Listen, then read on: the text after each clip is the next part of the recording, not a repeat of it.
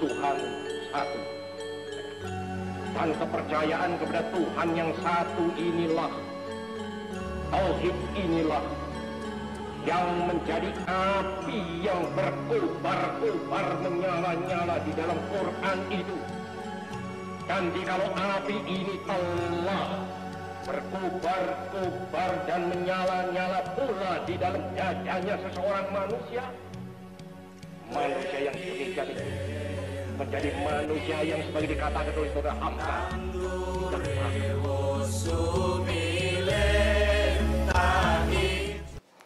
Assalamualaikum warahmatullahi wabarakatuh. Alhamdulillahirabbil alamin, summa alhamdulillahirabbil alamin. Assalatu wassalamu ala sayyidil mursalin, habibina wa syafi'ina wa maulana Muhammad wa ala alihi tayyibin wa sahbihi al-muntajabin wa tabi'ina lahum bi ihsanin ila yaumiddin. Sahabat Islam ramah, dalam suasana Ramadan, mari kita terus bersyukur. Alhamdulillah atas segala rahmat dan nikmat yang diberikan Allah kepada kita semua.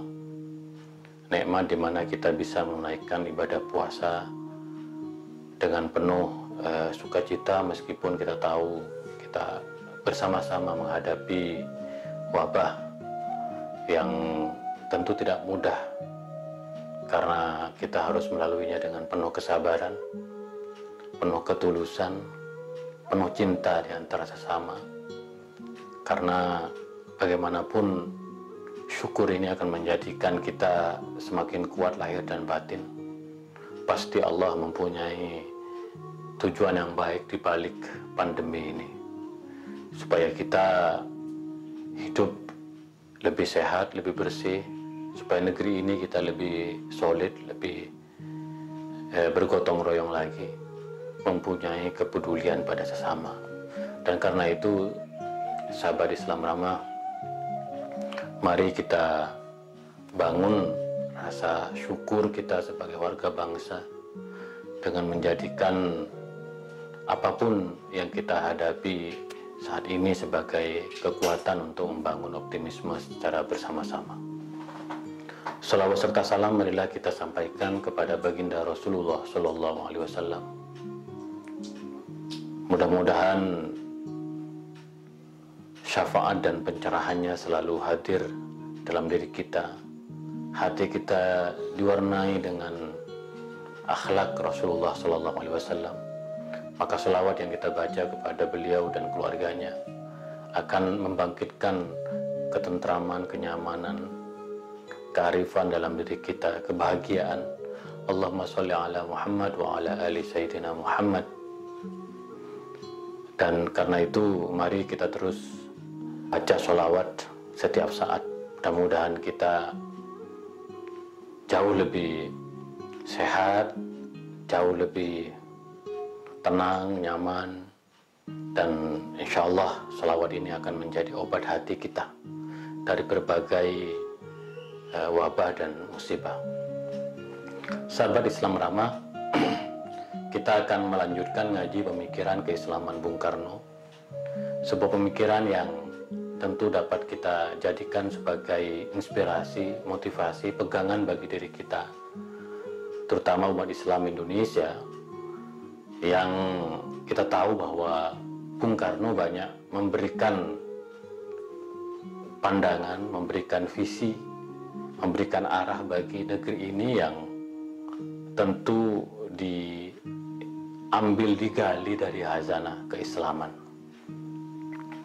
Nah, pada kesempatan kali ini saya akan mencoba mengetengahkan bagaimana Bung Karno membangun negeri ini dengan melibatkan begitu banyak kelompok dan kalangan. Dan pada kesempatan kali ini saya akan menyampaikan pidato Bung Karno yang berjudul "Saya Cinta Sekali Kepada Nahdlatul Ulama". Nah, pidato ini disampaikan oleh Bung Karno pada penutupan Muktamar NU di Solo pada tanggal 28 Desember 1962. Nah, memang kita tahu bahwa momen-momen penting di dalam Nahdlatul Ulama itu biasanya dihadiri oleh pemimpin negara.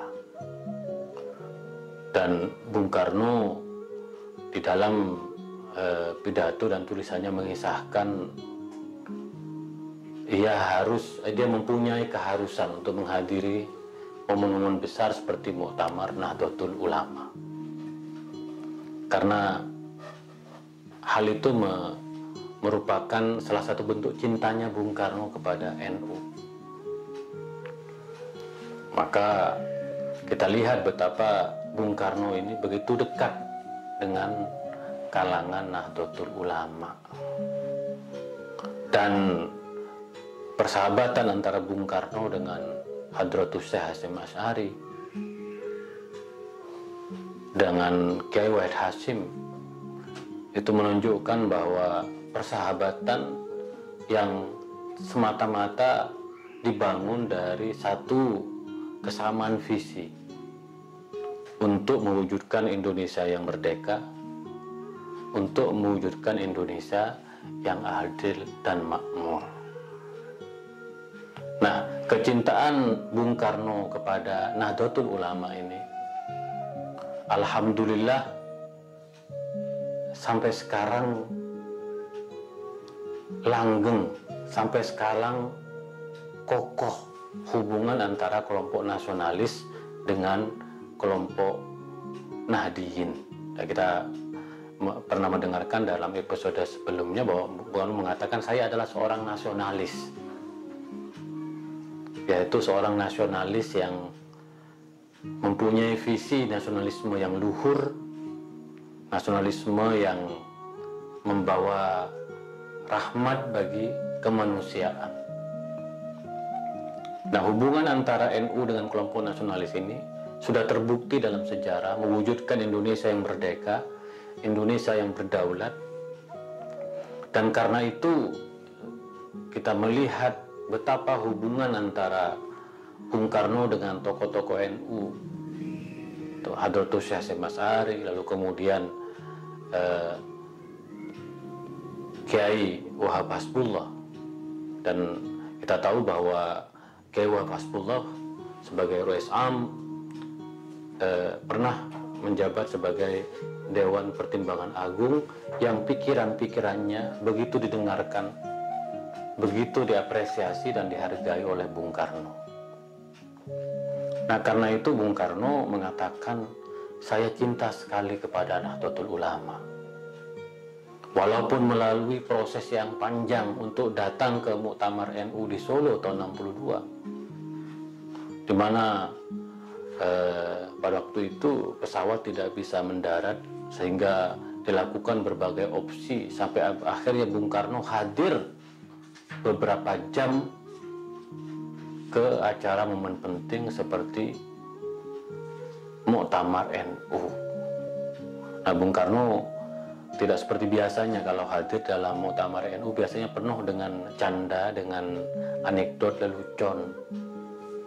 Bung Karno mengatakan kalau hadir ke Muktamar NU biasanya namanya Ahmad Soekarno atau Muhammad Soekarno. Ini nama yang diberikan oleh para pemimpin di Timur Tengah terhadap Bung Karno, karena nama Soekarno nama yang lebih identik dengan nama khas Nusantara, yaitu Jawa.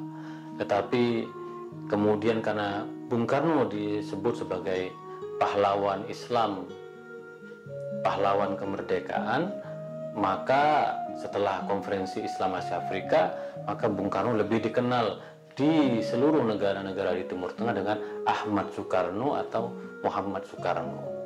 Nah, Bung Karno selalu memberikan lelucon-lelucon yang, karena juga Kiai Wahab Hasbullah dalam sambutannya penuh dengan lelucon, dan Bung Karno mengatakan, saya tidak bisa mengikuti bagaimana cara Kiai Wahab menyampaikan jok-jok, lelucon dan candaan di dalam forum muktamar. Bagi kita sebagai kader NU, ya, kita sudah terbiasa dengan humor, dengan lelucon, dengan anekdot dan jok-jok yang dapat menyegarkan dan merekatkan hubungan kita di antara sesama warga Nahdliyin, dengan baik juga hubungan dengan warga kelompok yang lain dan agama-agama yang lain.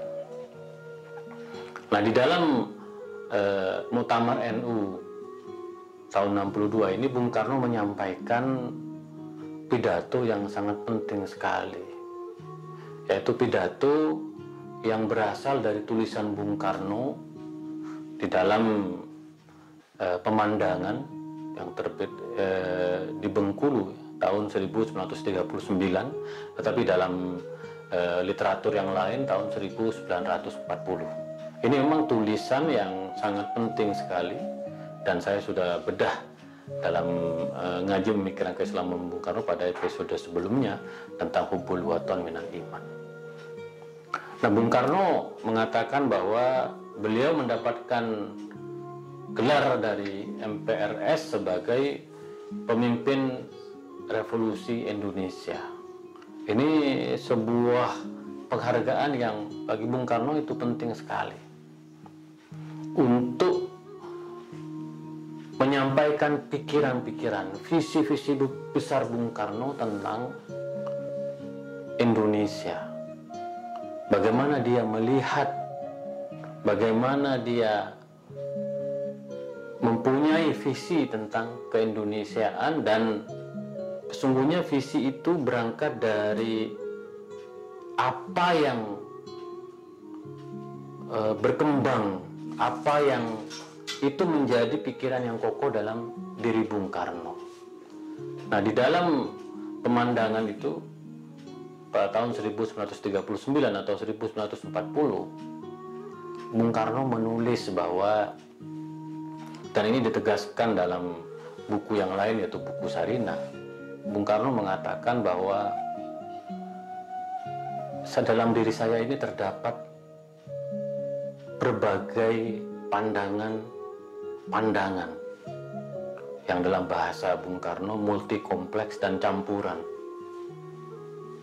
Karena dia bintangnya juga Gemini, kata Bung Karno, saya bisa marah semarah-marahnya, tetapi saya adalah seorang yang pemurah, seseorang yang penuh dengan kasih sayang. Saya percaya kepada ilmu pengetahuan, kata Bung Karno, tapi saya juga percaya kepada agama. Nah, Bung Karno dari sini ingin mengatakan bahwa dia dikenal dengan seorang yang nasionalis, tetapi juga sosialis dan Muslim, orang yang beragama Islam.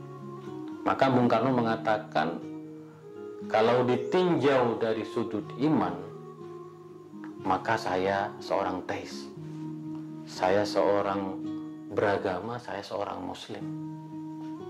Tetapi kalau ditinjau dari sudut politik, saya ini seorang nasionalis yang mempunyai visi politik kebangsaan. Nah, tetapi kalau ditinjau dari sudut cita-cita masyarakat, saya adalah seorang sosialis. Maka kata Bung Karno mengatakan ini di depan forum Muktamar Nahdlatul Ulama, menyampaikan secara terbuka kepada para kiai dan ulama-ulama NU tentang bagaimana sesungguhnya Indonesia itu akan dibangun di masa yang akan datang, dan bagaimana juga NU bisa berperan lebih besar dalam membangun negeri ini. Nah, dari tiga sudut pandang ini, yaitu sebagai seorang Muslim, sebagai seorang sosialis, dan sebagai seorang nasionalis, Bung Karno melihat bahwa ketiga visi ini ada di dalam Nahdlatul Ulama. Bagaimana pandangan Bung Karno tentang NU terkait ketiga visi ini? Bung Karno mengatakan, NU sudah pasti beragama, teis, sudah pasti Muslim. Dia menjadi organisasi sosial masyarakat. Perjuangan NU adalah perjuangan keagamaan, jamaiyah diniyah, ijtimaiyah, organisasi keagamaan, sosial keagamaan. Maka NU sangat kaya, kata Bung Karno, dengan visi keagamaan. Dan bahkan Bung Karno mengatakan, jika dibandingkan dengan kiai-kiai NU, tentu kealiman dari segi hazanah keislaman, ulama-ulama itu lebih mumpuni. NU jati dirinya adalah Muslim, adalah beragama, adalah beriman kepada Islam. Bahkan NU juga mengetahui tentang pentingnya ijtihad sebagai api Islam. Karena bagaimanapun negeri ini, ya seperti yang kita kenal di dalam hazanah NU juga, dalam tradisi NU, ya Islam datang ke Indonesia itu dengan secara damai, tidak dengan pedang. Dakwah-dakwah Wali Songo itu sangat toleran. Maka ijtihad keislamannya pun sangat toleran. Maka kalau kita lihat ijtihad melalui lembaga Bahsul Masail atau kajian masalah-masalah keagamaan di NU, itu begitu sangat maju. Muncul ijtihad baru untuk merespon problematika kekinian. Maka kemudian kita mendengarkan dalam ijtihad NU yang paling terakhir mengatakan bahwa di dalam pandemi ini cukup beribadah di rumah, tarawih di rumah, tidak mudik, sholat Idul Fitri di rumah, sholat Jumat juga di rumah, terutama dalam wilayah-wilayah yang sudah termasuk dalam zona merah. Muncul ijtihad yang sangat luar biasa. Maka dalam diri NU, kata Bung Karno, ada api Islam yang akan turut serta membangun negeri ini, membangun masyarakat. Yang kedua, tentu visi NU adalah nasionalis. NU mempunyai slogan Hubbul Waton Minal Iman, mencintai tanah air adalah bagian dari iman. Bung Karno juga tulis di dalam pemandangan itu, seperti yang sudah saya sampaikan dalam episode sebelumnya, Hubbul Waton Minal Iman. Ini menjadi ciri khas dari NU sejak sebelum merdeka. Maka pendiri NU Hadratus Syekh Hasyim Asy'ari dikenal sebagai Wadi'u Labinati Istiqlal Indonesia, adalah peletak cikal bakal kemerdekaan Indonesia. Maka kata Bung Karno, karena NU cinta terhadap tanah air, maka Bung Karno cinta terhadap NU. Dan secara khusus di dalam forum muktamar, Bung Karno mengucapkan terima kasih yang sebesar-besarnya terhadap NU yang telah bersama-sama mewujudkan kemerdekaan, yang telah bersama-sama menjaga Indonesia.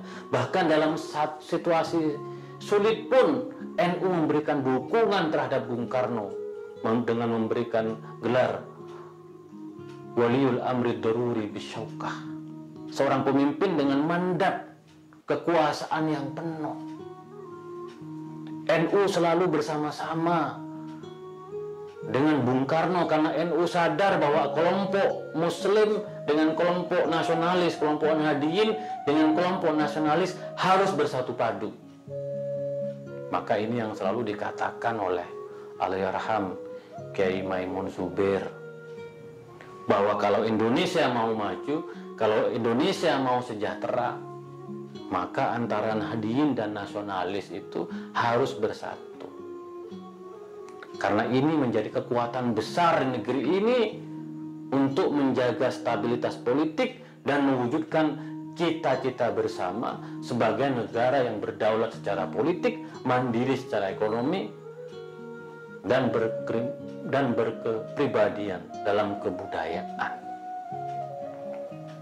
Maka ada yang mengatakan kalau ingin menghancurkan negeri ini sederhana, benturkan antara kelompok nasionalis dengan kelompok Nahdiyin, dan itu yang sedang dilakukan oleh beberapa kelompok belakangan ini.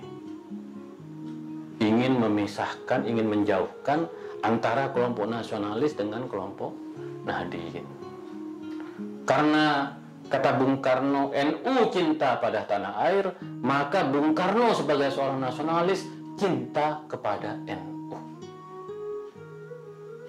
Selalu mendengarkan, selalu meminta masukan kepada NU, termasuk dalam bergabungnya Papua, penyerahan Papua Irian Barat dari Belanda ke Indonesia. Itu setelah Bung Karno juga meminta masukan dari Kiai Wahab Hasbullah sebagai Dewan Pertimbangan Agung, anggota Dewan Pertimbangan Agung, dan Rois Am Nahdlatul Ulama. Dalam peristiwa-peristiwa besar, NU selalu hadir, memberikan gagasan, memberikan dukungan bagaimana Indonesia tetap menjadi negara yang kokoh, negara yang kuat. Maka kita lihat nasionalisme NU itu tidak pernah bergeser sedikit pun sejak sebelum kemerdekaan sampai sekarang. Dukungan NU terhadap Pancasila sangat kokoh. Pada Muktamar NU tahun 84 di Situbondo disebutkan deklarasi tentang Pancasila, bahwa kita bertanggung jawab untuk menjadikan sila-sila dalam Pancasila sebagai praktek kita dalam berpolitik, dalam berkebudayaan. Tugas kita bukan mempertanyakan Pancasila, tetapi mengamalkan Pancasila dalam kehidupan berbangsa dan bernegara. Dalam Monas Alim Ulama tahun 2006 di Surabaya ditegaskan Pancasila sudah final. Maka wajar sekali kalau Bung Karno mengatakan, saya cinta sekali kepada NU. Nah, begitu pula kata Bung Karno visi tentang sosialisme. Bung Karno mendengarkan beberapa pandangan dari Kiai Saifuddin Zuhri.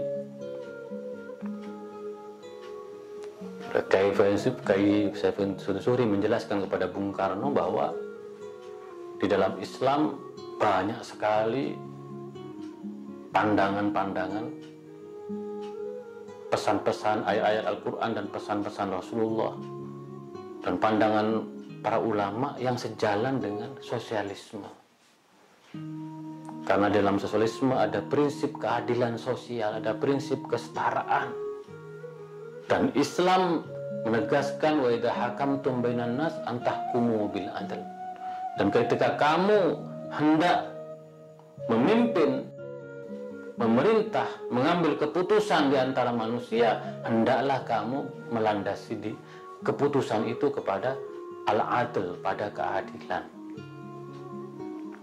Nah, disinilah sesungguhnya kata Bung Karno, antara dirinya dengan NU mempunyai kesesuaian, mempunyai kedekatan, mempunyai kesamaan. NU jelas Muslim yang moderat, mempunyai nasionalisme dan juga visi sosialisme. Maka kita lihat Bung Karno, selalu yang saya katakan bahwa Bung Karno Muhammadiyah, tumbuh dan besar dalam tradisi Muhammadiyah. Kita akan bedah besok tentang bagaimana Bung Karno mengatakan sekali Muhammadiyah tetap Muhammadiyah. Tetapi meskipun demikian, penghayatan Bung Karno terhadap khazanah dan tradisi keagamaan itu melampaui apa yang menjadi pijakan Bung Karno di dalam Muhammadiyah. Seperti yang saya katakan, Bung Karno melaksanakan Maulid Nabi, melaksanakan Isra Mi'raj, Bung Karno melakukan ziarah kubur. Selalu Bung Karno mengatakan, saya ingin berziarah kepada ibu saya sebagaimana Rasulullah berziarah kepada bundanya Siti Aminah. Nah, hubungan Bung Karno dengan NU ini bukan hubungan politis, melainkan hubungan yang bersifat visioner, hubungan yang dibangun dari satu ideologi yang kokoh. Sehingga kita lihat bagaimana sikap NU terhadap NKRI, sikap NU terhadap Pancasila, sikap NU terhadap Undang-Undang Dasar, sikap NU terhadap Bhinneka Tunggal Ika, itu tidak akan pernah bergoyah dan bergeser sedikit pun. Karena NU tidak hanya berbicara, tetapi NU terlibat dan langsung dalam perjalanan sejarah dan pergulatan bangsa ini, dan Bung Karno sudah menyatakan itu.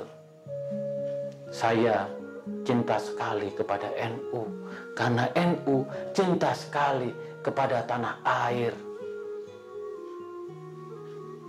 Betapa Bung Karno ketika hadir dalam forum-forum Nahdlatul Ulama itu penuh dengan guyonan, dengan canda. Ada hubungan batin yang kuat antara NU dengan kelompok nasionalis. Maka kita tahu di masa kepemimpinan Pak Jokowi ini kita mendapatkan satu berkah, yaitu Hari Santri Nasional. Hari Santri Nasional itu adalah bukti cinta Bung Karno, cinta negeri ini terhadap Nahdlatul Ulama. Maka sangat disayangkan jika ada pemimpin yang negeri ini yang tidak cinta kepada Nahdlatul Ulama, karena dia tidak memahami visi dan sejarah bagaimana NU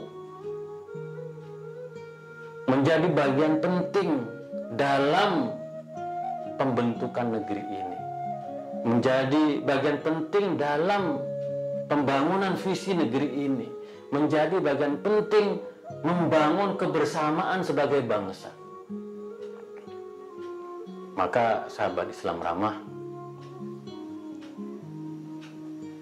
hubungan antara Bung Karno dan NU ini menjadi inspirasi. Betapa Bung Karno sangat menggarisbawahi pentingnya cinta terhadap tanah air, sebagaimana telah ditunjukkan oleh NU. Bahkan kita melihat hingga sekarang ini NU menjadi organisasi terdepan yang telah membuktikan cintanya, pembelaannya, perlindungannya terhadap NKRI. Ketika ada kelompok-kelompok lain yang menyuarakan ideologi baru khilafah, NU berada di garda terdepan untuk menunjukkan bahwa Pancasila bersifat final, NKRI bersifat final. Maka jika ada organisasi atau kelompok yang menyuarakan ideologi baru, bahkan dengan mengatasnamakan agama sekalipun, silahkan keluar dari Indonesia, karena NU cinta terhadap tanah air. Maka Bung Karno selalu merasa nyaman ketika bersama dengan NU. Bung Karno merasa yakin bahwa dalam diri NU ada visi keislaman yang moderat. Di dalam NU ada visi nasionalisme. Di dalam NU ada visi keadilan sosial. Keberpihakan NU terhadap warganya sudah jelas. Keberpihakan terhadap warga yang lemah, warga yang miskin. Apalagi kita tahu sebagian warga NU dan sebagian besar warga NU adalah warga yang berada di pedesaan, warga yang membutuhkan pertolongan, uluran tangan dari negara. Jadi sahabat Islam ramah, pidato Bung Karno tentang saya cinta sekali kepada NU, mudah-mudahan ini dapat membangun satu inspirasi bagi kita semua, bahwa kita harus bersama-sama membangun negeri ini. Semakin banyak kelompok yang berkolaborasi, bergabung, maka ini akan semakin baik. Karena bagaimanapun kebersamaan itu adalah cara kita untuk membangun negeri ini menjadi lebih baik. Terima kasih Bung Karno dari saya sebagai kader Nahdlatul Ulama. Dan hubungan antara kelompok nasionalis dengan kelompok NU ini insya Allah akan menjadi pesan emas bagi kita semua, bahwa kita harus terus bersama-sama dengan kelompok yang lain untuk kejayaan dan kemajuan Indonesia. Itulah kira-kira tentang pemikiran keislaman Bung Karno. Kita akan lanjutkan pada esok hari. Kurang lebihnya mohon maaf. Wa ma taufiqi illa billah, alaihi tawakkaltu wa ilaihi unib, wallahul muwaffiq ila aqwamit thoriq. Assalamualaikum warahmatullahi wabarakatuh.